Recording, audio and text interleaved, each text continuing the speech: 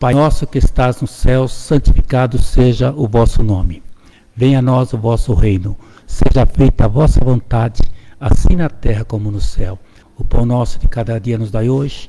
Perdoai as nossas dívidas, assim como nós perdoamos aos nossos devedores.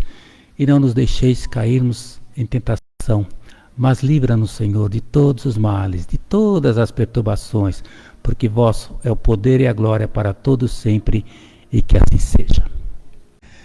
Então vamos iniciar lembrando que nós estamos estudando nas segundas-feiras esse livro aqui, Vinha de Luz, pelo Espírito Emmanuel, psicografado por Francisco Cândido Xavier, tanto nas segundas-feiras quanto nas quartas-feiras. E no domingo o estudo é outro livro, também de Emmanuel. E hoje a lição é a lição número 23, e olhai por vós. Mas, antes de iniciarmos, eu gostaria de fazer aquele nosso momento de gratidão. Além da prece que Jesus nos ensinou, nós podemos também agradecer a Deus, nosso Pai amoroso, por nos permitir mais um dia de vida. Agradecer a Jesus, nosso mestre e amigo, pela luz do esclarecimento, para que não andemos nas trevas.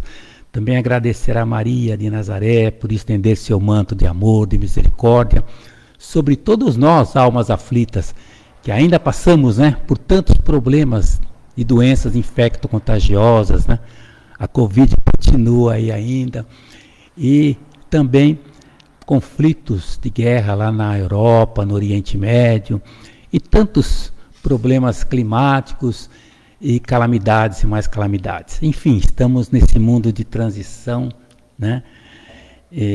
marchando já para o mundo de regeneração, mas temos muitas turbulências espirituais, Então vamos também agradecer os nossos mentores individuais, ou seja, os nossos guias espirituais, pelo amparo, pela proteção, no nosso dia a dia. E como estamos aqui na creche Amélia Rodrigues, vamos agradecer a essa mentora da instituição educacional, assistencial, Amélia Rodrigues, que nos ajude nessas reflexões desta tarde. Então vamos ler a mensagem que Emmanuel nos traz nesse capítulo. E ele traz uma mensagem que está em Lucas, capítulo 21, versículo 34. E olhai por vós. Não aconteça que os vossos corações se carreguem de glutonaria, de embriaguez e dos cuidados desta vida, e venha sobre vós de improviso aquele dia. Então isso está no capítulo 21. O capítulo 21 de Lucas é basicamente idêntico também ao capítulo 14 de Mateus, que fala justamente do sermão profético de Jesus. E Emmanuel traz as seguintes considerações. Em geral, o homem se interessa por tudo quanto diga a respeito ao bem-estar imediato da existência física, descuidando-se da vida espiritual. A sobrecarregar sentimentos de vícios e inquietações de toda sorte, enquanto lhe sobra tempo para comprar aflições no vasto noticiário dos planos inferiores da atividade terrena. Nunca encontra oportunidade para escassos momentos de meditação elevada. Por isso a importância desse nosso momento de meditação, de reflexão. Ele fixa com interesse as ondas destruidoras de ódio e trevas que assolam nações, mas não vê comumente as sombras que o invadem.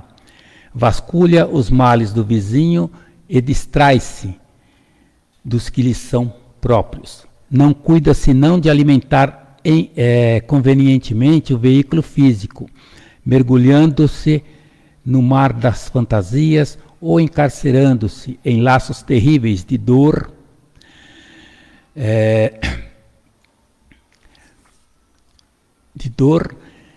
que ele próprio cria ao longo do caminho, depois de plasmar escuros fantasmas e de nutrir os próprios verdugos, clama desesperado por Jesus e seus mensageiros. O mestre porém não se descuida em tempo algum, e desde há muito tempo recomendou que cada um vele por si na direção da espiritualidade superior. Sabia o Senhor quanto é amargo o sofrimento de improviso, e não nos faltou com o roteiro antecedendo-nos a solicitação há muitos séculos. Aí ele vai finalizar dizendo assim, ó, retire-se cada um dos excessos da satisfação egoística, fuja do relaxamento do dever, alige as inquietações em contas, alige as inquietações em contas.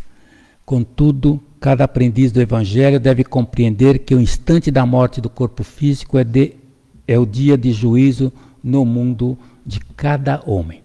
Então essa colocação de Emmanuel, em conformidade, né, com o que trouxe a mensagem de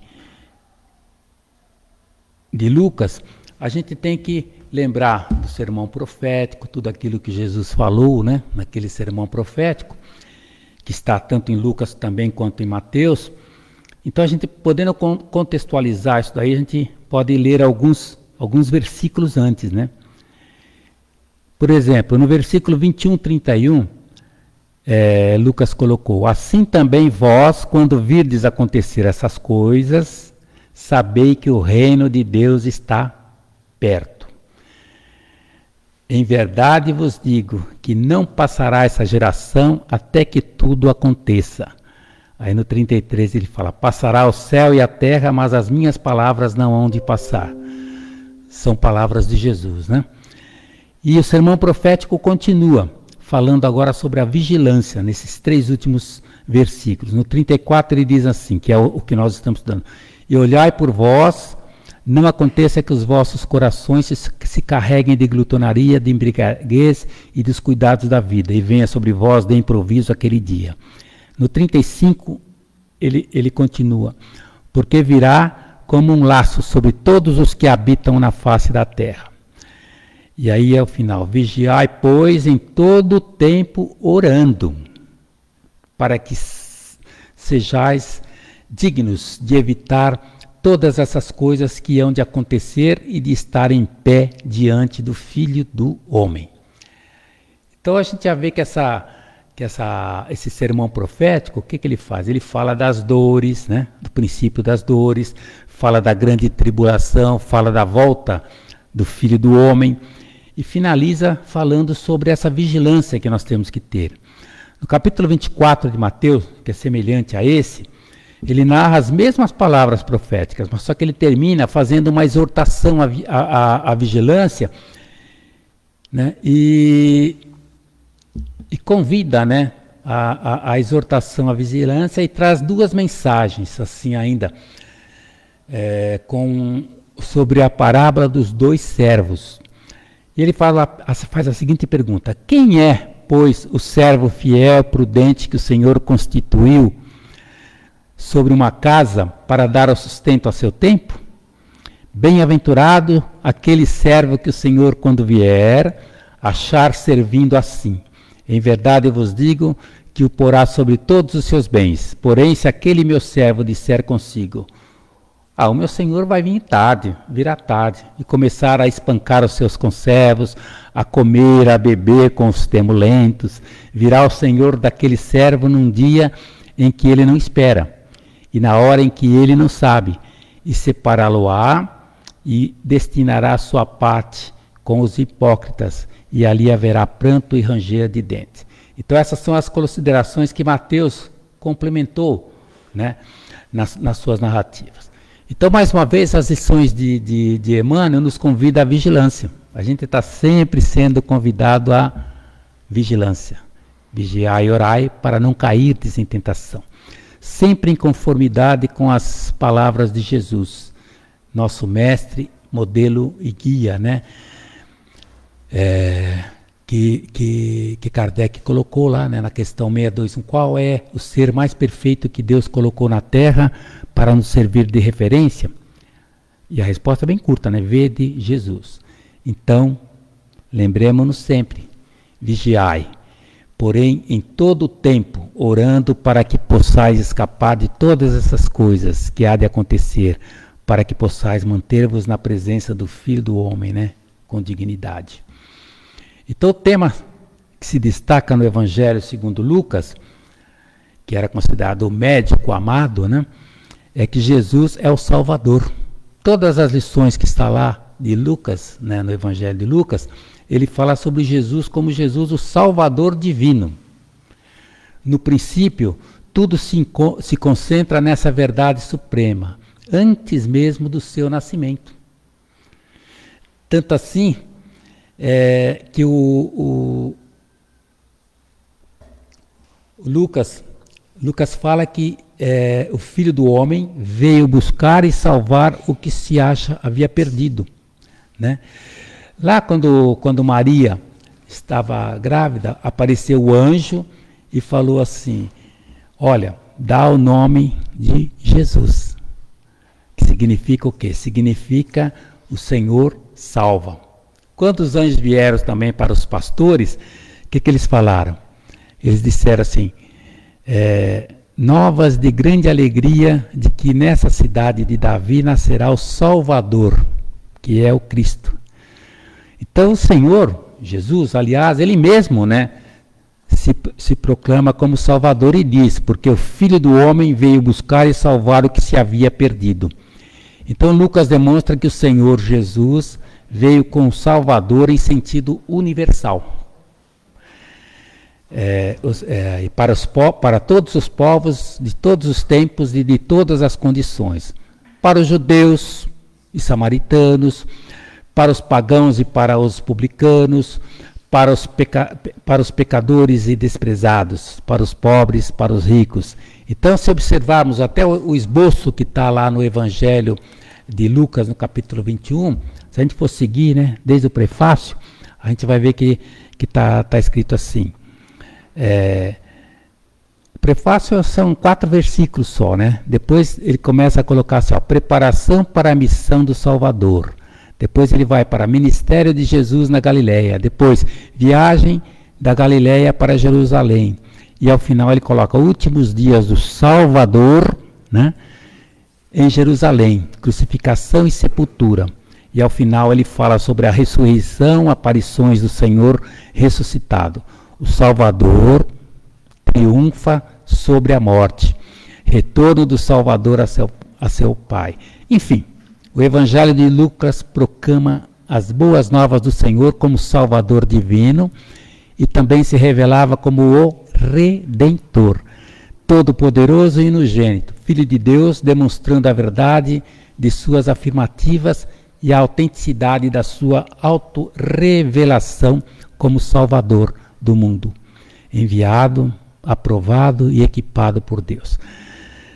Quem quiser depois ler com mais assim, com mais tranquilidade, né? É só pegar o Evangelho de João, capítulo 8, que ele narra a missão de Jesus. O próprio Jesus fala, né? É extenso, vai do capítulo 5, porque até o capítulo 4 ele fala sobre a mulher adúltera, né? Porque ele vem, depois de ter orado lá no Monte das Oliveiras, ele passa em frente ao templo e ali está uma multidão toda esperando Jesus e ele começa a falar, né? Depois ele fala assim: eu sou a luz do mundo, quem me segue não andará em trevas, mas terá a luz da vida. E por aí vai, né? E aí começa a haver uma argumentação contrária das pessoas que estão ali, principalmente os fariseus, né? E eles começam a questionar. Porque Jesus chega no momento e fala: buscai a verdade vos libertará. Aí ele fala: mas como você fala que vai nos libertar? Nós somos livres, nós somos descendentes de Abraão, né? E aí Jesus fala assim: não, mas Abraão ficou contente sabendo que eu vinha para cá. Fala: como? Você não tem nem 50 anos e fala que conheceu Abraão? E começa a questionar Jesus em tudo. E aí Jesus vai fazendo várias colocações, né? E aí ele fala assim: antes que Abraão existisse, eu já estava aqui, né?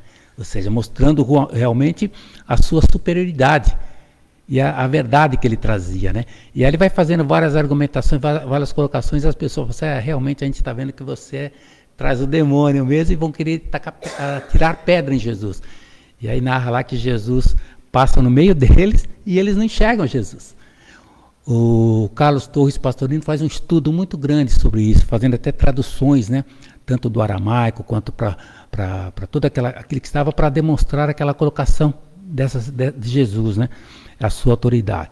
Então, Lucas justamente traz essa consideração que Jesus é o Salvador, aprovado, equipado por Deus. Então, Emmanuel, em conformidade com Lucas e dos ensinos de Jesus, nos alerta para olhar por nós, pois nos descuidamos da vida espiritual e nos apegamos ao bem-estar imediato do corpo corporal. Aí ficamos sobrecarregados de vício, de inquietações, aflições e escassos momentos de meditação elevada. Nosso interesse é fixar ondas destruidoras de ódio e treva que trazem sombras, né? Então observamos os erros dos outros e não os nossos próprios males. Jesus já havia falado, né? Quando ele falava de que nós enxergamos o cisco no nosso vizinho e não observamos a trave que temos nos nossos olhos, né? Então nós cuidamos apenas do corpo e criamos terríveis laços de dor em nosso caminho. Assim, depois de plasmarmos escuros fantasmas alimentando nossos próprios inimigos, desesperados, nós clamamos por Jesus e seus mensageiros. Jesus nunca se descuidou da gente e recomenda o vigiar e orar na direção da espiritualidade superior, pois ele sabia quanto é amargo o sofrimento de improviso e nos trouxe sempre o roteiro. Então devemos, pois, buscarmos a vigilância sem excesso de satisfação egoísta, sem relaxar no dever, superando inquietações mesquinhas, nos preparando à transformação. Tudo isso que eu estou recapitulando, vamos dizer assim, a mensagem de Emmanuel, né? A terra não viverá sempre sem pedir contas, mas cada aprendiz vigilante compreenderá que o instante da morte do corpo físico é dia do juízo no mundo de cada um. Então, almas queridas, né? Almas afins aqui da Casa de Bezerra, lembremos-nos sempre, vigiai, porém em todo o tempo orando, para que possais escapar de todas essas coisas que há de acontecer e para que possais manter-vos na presença do Filho do Homem, né, com dignidade. Então, no Evangelho de Marcos, capítulo 13, versículo 33, Jesus diz assim: olhai, vigiai e orai, porque não sabeis quando chegará o tempo. Essa orientação de Jesus é uma das mais recorrentes em todo o seu Evangelho. Ou seja, temos que ter atenção para olhar a vida.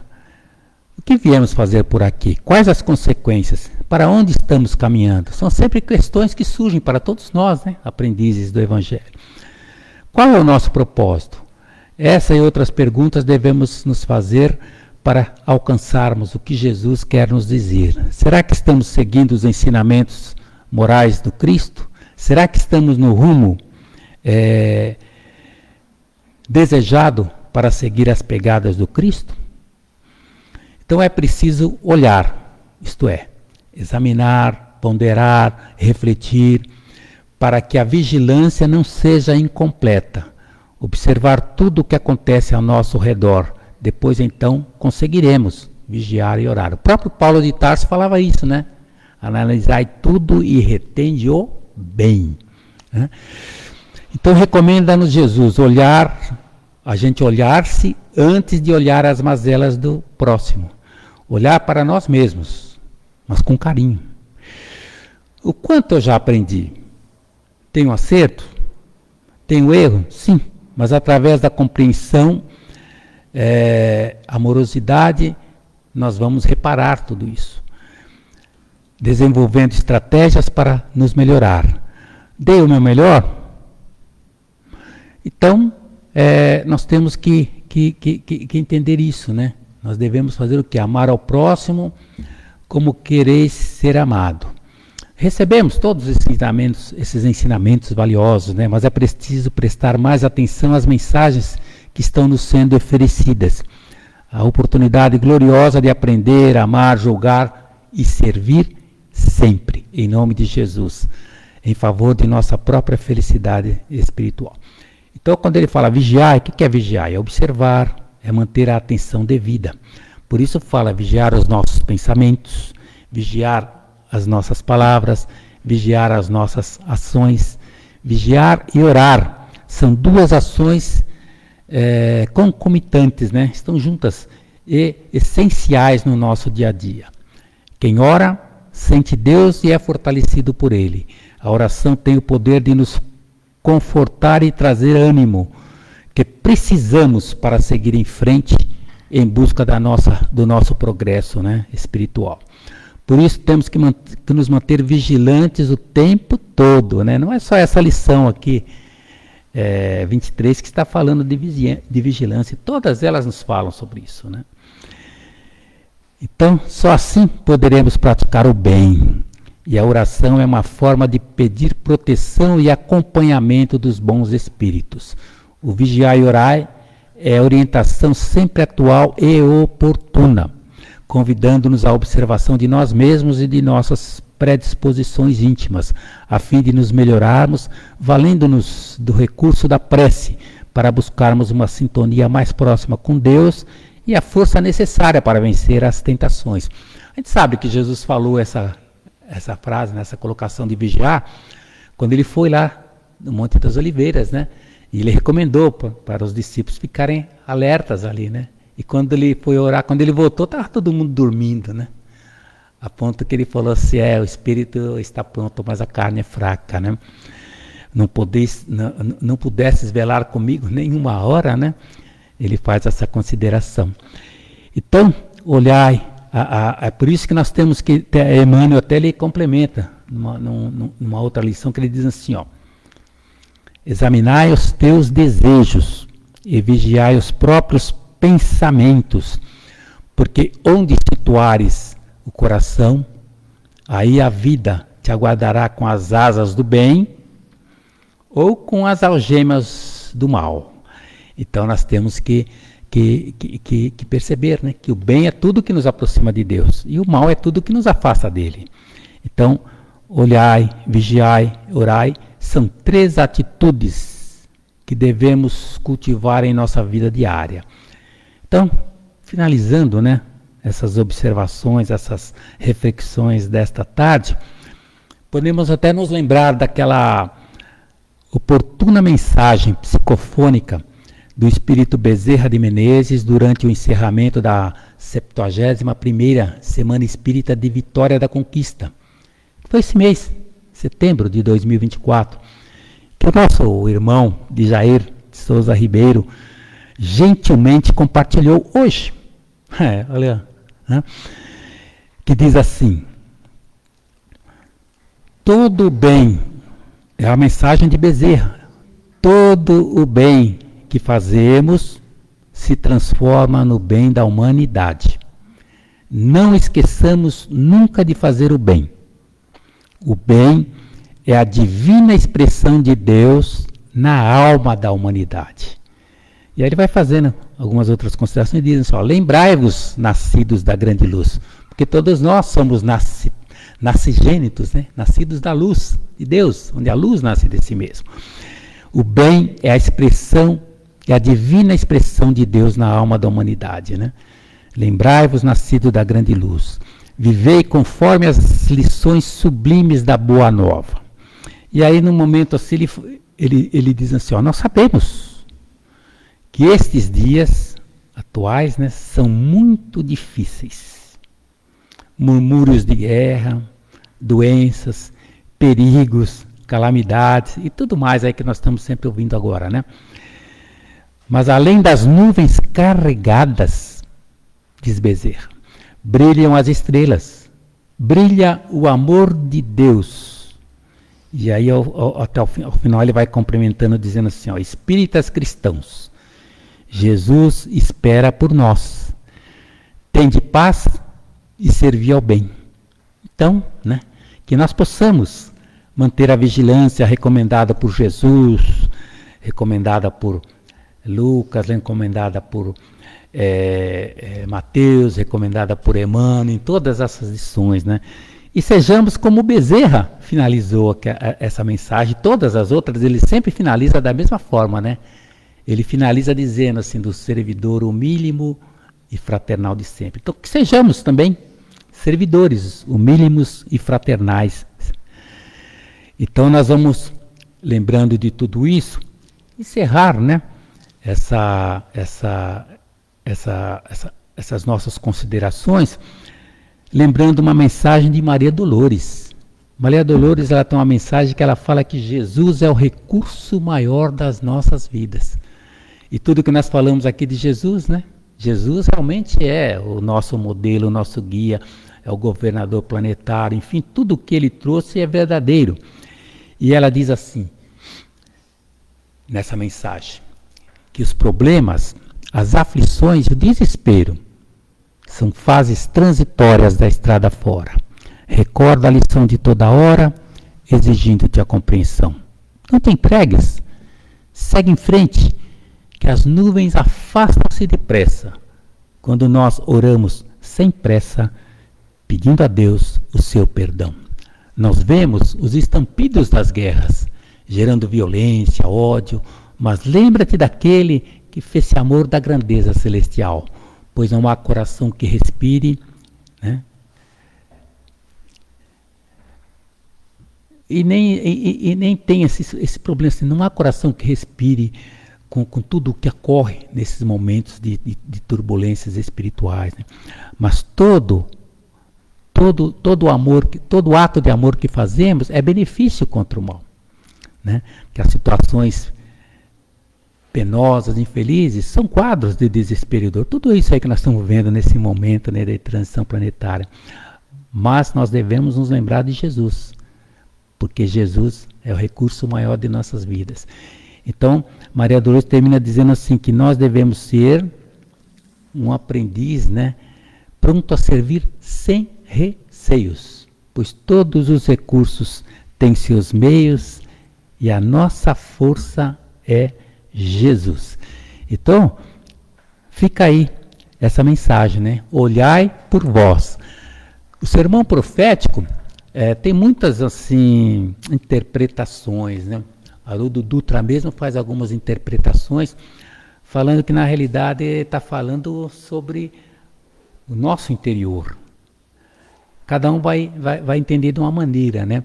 Mas quando Jesus foi lá de frente ao templo e falou assim, eles começaram a analisar e achar tudo bonito e tal, eles estavam se deixando levar pela parte material. E aí Jesus falou assim, aí vai cair tudo, vai ficar tudo só pedra sobre pedra. E aí traz esse sermão profético que está presente em tudo, né? Principalmente nesse momento que passamos agora. Porque todas as pessoas começam a entender e a imaginar que está no final, né? Que é chegada a hora.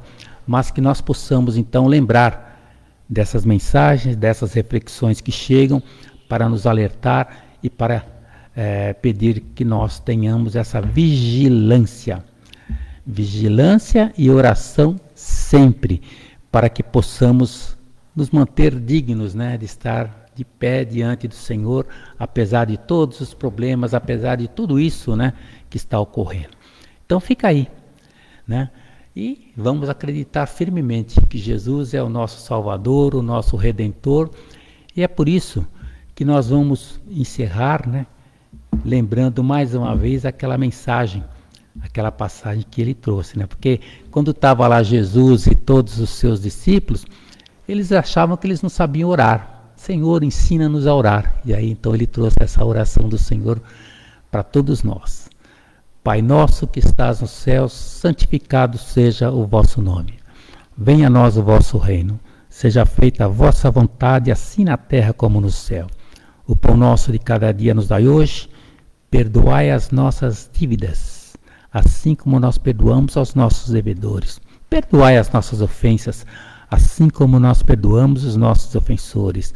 Mas não nos deixeis, Senhor, cairmos em tentações, mas livra-nos de todo o mal, de todas as perturbações, porque vosso é o poder e a glória para todos sempre, e que assim seja.